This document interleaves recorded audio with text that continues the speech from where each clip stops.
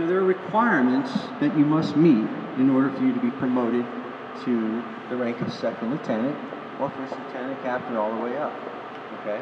There are also NCO ranks within Civil Air Patrol.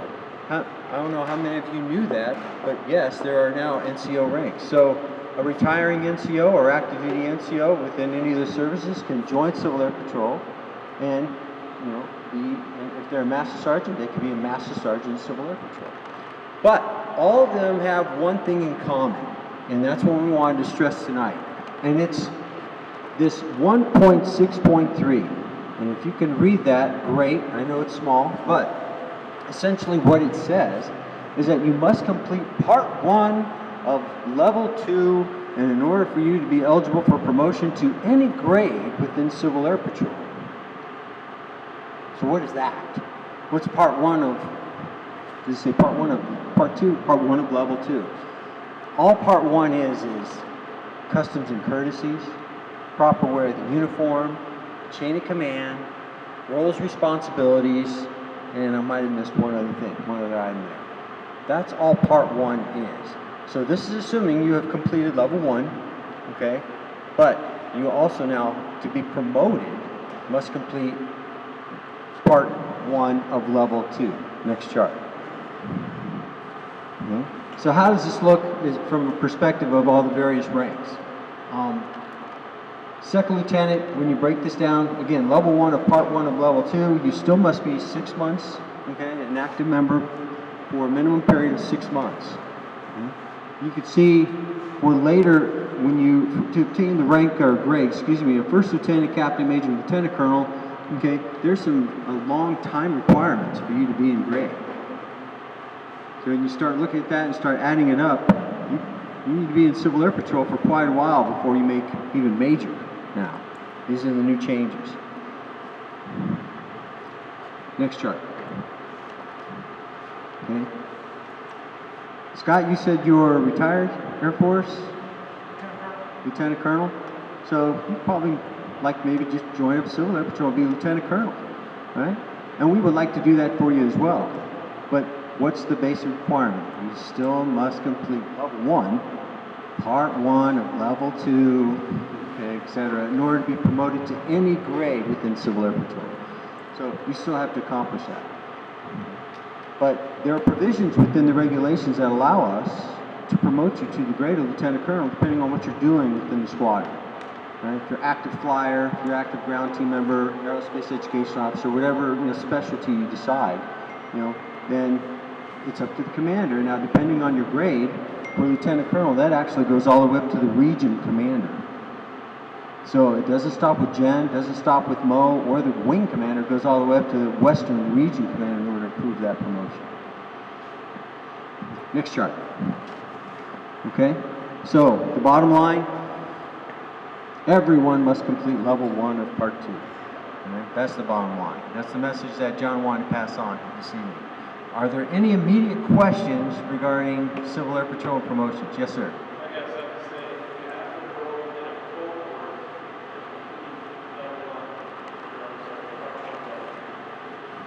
You have to enroll as a cohort?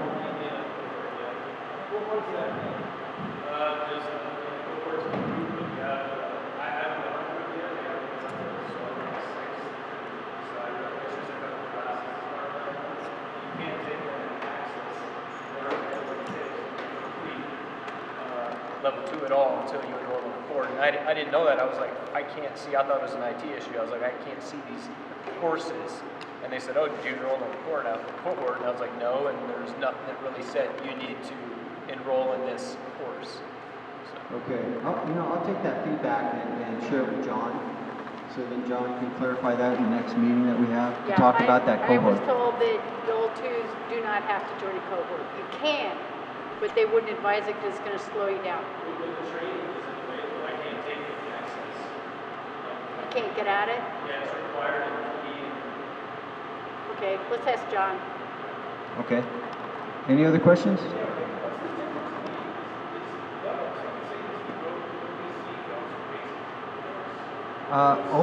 Now my understanding is OBC, Officer Basic Course, okay, was gone. That went away. Correct? you know what, let's check where you are, because everything changed. The promotion to second lieutenant used to be automatic at 6 months. It is no longer the case. Right. It's a completely different chain of things that you have to do.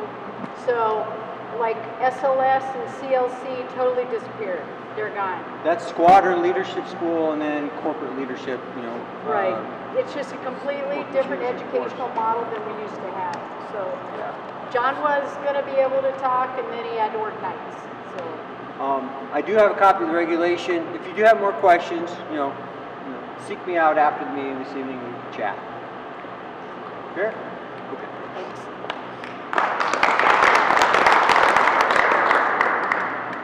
Okay, we did have some awards. We had Adam Holston, still, I don't see Adam because sometimes he has kid duty at night these days. Les Cox and John Casey got level 3, and Alex, we submitted your level 3, so you're good to go. New S quals, I wanted to explain this. There's a tremendous amount of paperwork, record checking, planning that goes with ES, and Kent and Steve Balsam are awesome about making all the arrangements for training. What Sarah's going to be doing is a lot of the organizational piece and the strategy to get these people through training, and working with Kent and Steve Balsam. So she's going to be doing a lot of record keeping, so nobody gets stuck in the cracks. Now, if somebody goes a long time and she's contacted them about doing their MS training rides and never a response, then after a couple of months, it's really going to be up to the member to follow up and get that done. So Sarah's going to be doing this. This is going to be her role as an ES officer and supporting Kent and Steve Balsam and the rest of the squadron. So if you have a question about getting signed up for a flight, or if you have a question about when the next class is, she's probably the best one with the information to get a hold of right away. Okay? Sarah, thank you very much. This is Sarah Davis right here. Thank you. Okay, the TOPS program, and that's flying our teachers that are AEMs, aerospace education, is it mentors? Is it M for? Member. Okay. Terry Rohr's going to be taking over that program. Travis had to step back, so Terry, you want to stand up? So he'll be getting a hold of pilots. Anything you want to say? Okay, basically I'm coordinating between primary school right now, CMA, right outside Peterson. And they've got 20-some teachers who would like to go fly. So they're basically going to come up with the teachers. They got to take a half-hour little presentation to see what's going to happen if they go fly one of their airplanes. A lot of them have never flown on an airplane, like anyway. And so they're coming up with a list. They'll figure out who's available when. We try to want to do a week to 2 week notification of who's going to be there to fly. And of course, then they're going to tell me. Then I'm going to reach out to all the pilots that do orientation rides, which are good for the cadets, which are good for the teachers. And it's a orientation cadet is number 6 flight, which we normally don't get to. So it'll be that flight. It's attached to the cadet orientation flight. So all the information is there. Anyway, I'll be looking for airplanes, looking for pilots to do that. Hopefully I'll give you at least a week's notice. Any questions? Well, and this is a wing of the thing too. It's not just our squadron. The wing is promoting this. And so we get some inputs from the wing. Possible we're short of airplanes and pilots, and some people might come down here too. And there's teachers up there as well. We got most of them right here. Thank you. So Terry will be getting a hold of the pilots, making arrangements with the aircraft, working with CMA and the teachers. But he is our point of contact for the wing, and the bulk, right now, the bulk of the teachers are right here in Colorado Springs. So we'll have the lion's share to work through a lot of the TOPS flights. So pilots, you do not have to, originally you used to have to be a mission pilot to be able to do these TOPS flights, not any longer. So if you're an O-ride pilot, good to go to be a TOPS pilot. Okay, base access passes. If anybody has any questions or anything about base access, see me after the meeting. Rochelle is a new ORIDE pilot. Great, so she's also flying. And also, I just wanted to let you know that the pilot's about to take Form 5s, which seems like been a long time in coming. But Doug Parrish, Austin, these guys over here, and also John Casey's going to take his VFR pilot. Les is doing all these in the next week and a half, so it's great. Can't wait to see you guys flying cap airplanes. So thanks. Next. Okay, these are places where I really need some assistance and support. We need some additional ORIDE support and coordination. I really need a senior pilot to take on a lot of pilot training management. We have a spreadsheet with probably close to 30 names of pilots in all phases of training and that want to get involved with cap aircraft. So if there's somebody that doesn't have to be a pilot, former pilot, it's fine. I just would like some help with that in maintaining those records. Okay, retention, communicating with people that are getting ready to expire or that need help with ES, with getting on e-services. That I tell you what, a lot of people just need help getting going with finding things on emergency services. We don't want anybody to get discouraged in the beginning not being able to find stuff. So if you are a really good coach with people online, let me know.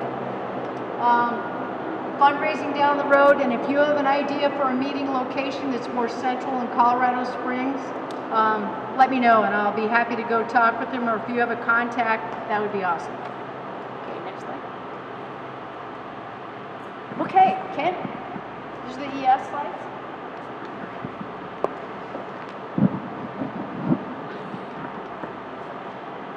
You can't breathe or you can't see, one or the other. Good evening, y'all. Good to see you again. Steve did this slide, but basically this is what we got done during September.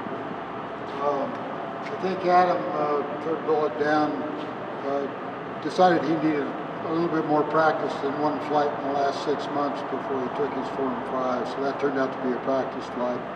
But we're looking to get him qualified again as a Form 5 mission pilot here in October.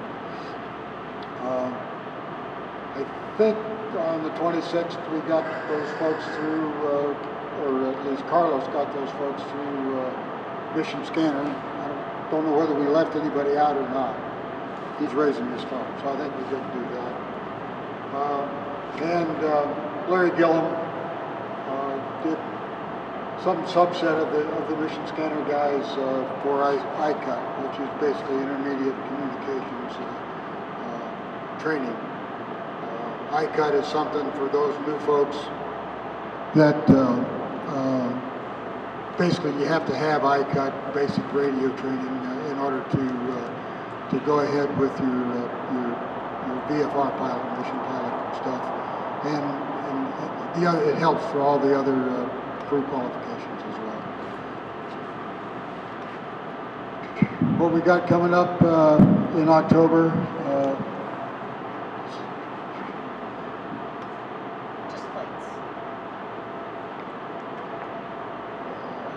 Training, I haven't read it. That's the first time I've seen that. The G1000 intro, that one is for folks that are interested, certainly in mission pilot and mission observer. It's basically the basic G1000 course, VFR course, and Stephen and Doug do a good job on that. We're going to have a mission observer ground school. That's basically the familiarization and preparatory training for mission observer. That'll be on the 17th. Steve said that he'd let me help teach that. So I learn a lot when Steve talks, so I like to listen when he's up in front. But if you want to join us, it'll be in 133 next door. It'll be Saturday. It'll start at around 8 o'clock. and it'll go to mid-afternoon. 285 slides, but some of them we don't spend a lot of time on. And you register on Pikes Peak on the wing website, or I'm sorry, the squadron website on the calendar. Thanks to Keith here, who's organized that for us. Prior to actually flying a mission observer flight, it's always good to spend a little bit of time in the airplane with the power on the airplane and the G1000 equipment running, and just doing the 5 or 6 things that you have to know how to do with the G1000 in order to be helpful in the right seat. And what we'd like to do is organize that session, the night before the flight, the first mission observer flights. And so what we're trying to do is get that done on Friday the 23rd, and then fly some folks on Saturday the 24th. And that'll be towards the end of the month, of course. Again, you register by going to the wing calendar and signing up for it. Any questions?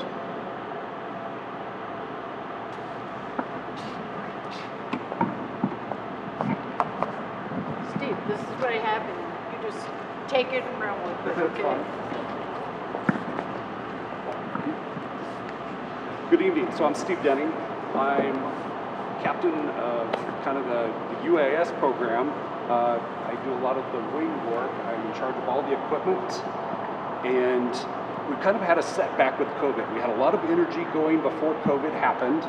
And we've spent a lot of that time trying to figure out what it is we're actually trying to do. We've had a lot of conversations with Colonel McCurr in Denver, as well as some of the other wing people that are interested in ES teams. What is it UAS is going to do with CAP? So some of it was originally proposed that we would do search and rescue. Unfortunately, the sheriff's departments, the search and rescue teams, they already have all of the drone equipment, and they're a couple of years ahead of us. So what we really have kind of honed in on is we're really good at taking aerial photographs, whether it's in our Cessnas. We can also do that with our drones. So this coming 10th, October 10th, we have a mission where we're actually going to fly a field working at Jenkins Middle School. They are allowing us to use their fields to practice it. So we're going to set up several different search patterns. We're actually going to fly those patterns autonomously using the drone equipment. We're going to then stitch all 100 and some photographs together, make a map. We're going to upload that map to Wimmers. We're hoping that Jen is going to participate and look through those maps and find something interesting. She's going to radio us back, and we're going to go take some photographs of whatever she sees. Sir? Can't hear you. Too much airplane noise. So, I don't know what to say. You can put it around. How's that? A little better? Okay. So, to back up, so we're going to actually upload a stitched image into Wimmers. Jen is going to look at it, find something of interest in that map, radio us back something that she sees that she wants more images of. We're going to go fly that, take some more images, and upload those. So we're actually going to test our capabilities as to how CAP can actually use our drones. I think that really needs to be our focus.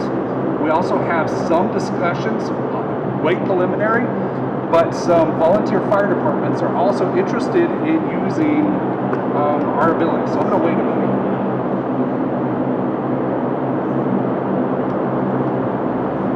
Sign language.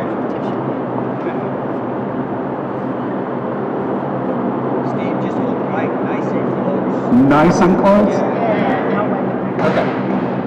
So anyway, so there's been much discussion wing-wise as to how CAP can use the UAS program. So I've covered all of that. Second of all, during COVID, we've been running all of these mission pilots through all of the squitters to get their mission pilot rating within the UAS. It's not trivial. There's a lot to get done. There's a lot of paperwork. You have to go fly a lot. There's just a lot to be done. And we're working off of a draft 70-1 from National. our wing folks came back and said, hold up, we can't approve mission pilots on draft documents. So it's been going back and forth between Colorado Wing and National. We got word last week that National is going to write us a letter saying it is in fact a valid document and we're good to go forward. So we hope to we've got probably 10 or 12 pilots right now in the process. I'm going to lose this fight, so I'll wait a minute. Sounds like they're moving.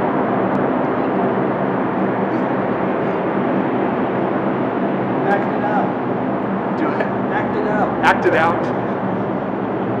We have drones over here.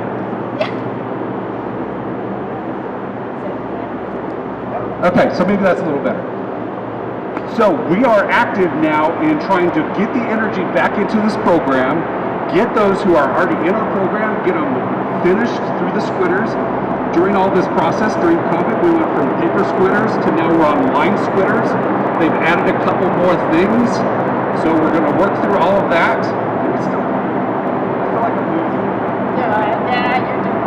Okay. Anyway, Saturday the 10th. If you have an interest in our program, we're going to run it a little bit different. We're actually going to do our mission. Saturday the 10th, 9 a.m., Jenkins Middle School. We are going to do this mission of photographing these images. If you're not familiar with drones at all, you want to come see what's going on, please come.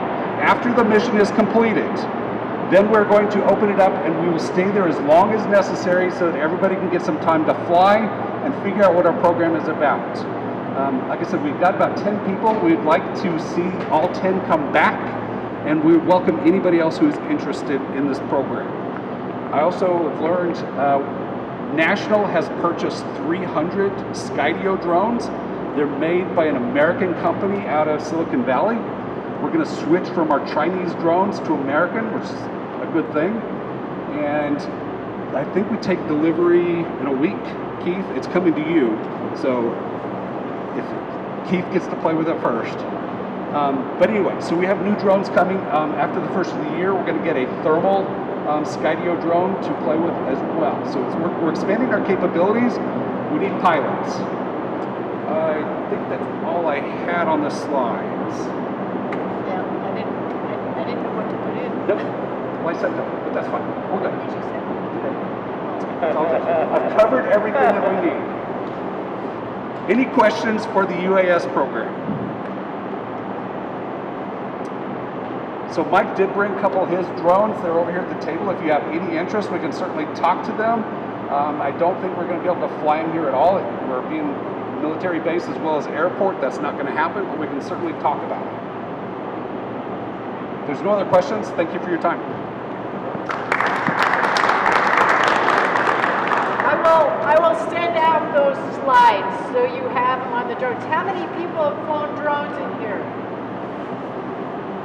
Okay, we have a critical mass to help the program go forward. So talk to Steve or talk to Mike or talk to Keith about practicing with the drones and building up your hours. I know a couple of you were this close to getting your UASMP before all this craziness happened. So let's go forward. Mike, you want to talk? I'll play the video.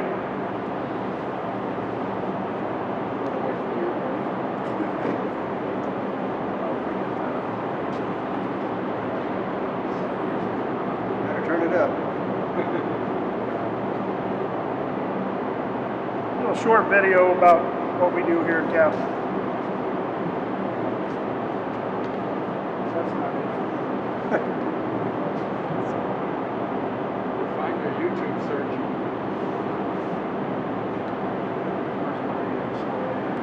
There it is.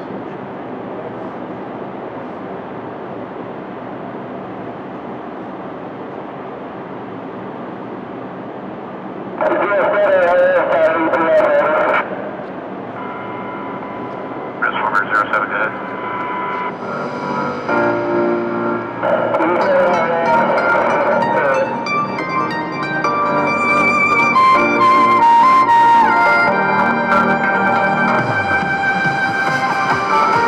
The state of South Carolina has verbally declared a major disaster is in their midst in that state. Not surprising considering the unbelievable amounts of rain and the number of rescues they've had to endure in the last 24 hours.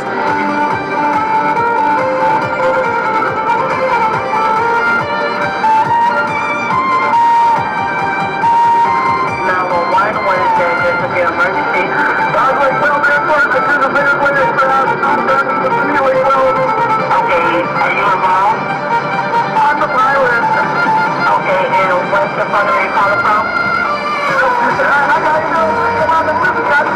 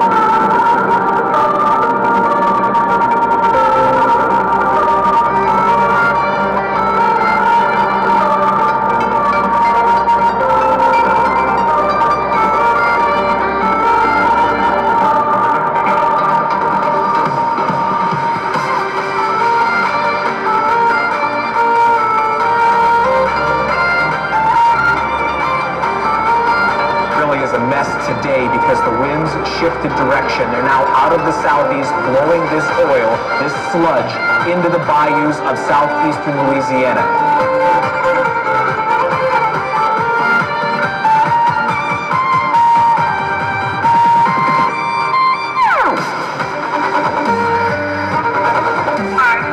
The water is steady rising in the attic, man. I'm a child in the attic. I'm going to check the location with you. I'm in my, I got a handicapped girl, and I got a baby that's on the pump machine. And we in the bed, he's on a generator. He's in the bed. That water is coming up.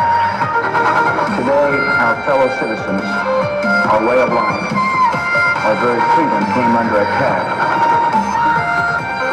With the torrential rain coming down in the Bay Area, 911 calls were coming in. We have nothing else right now. We're quite full of this all. My car's underwater. Trash cans are in the road.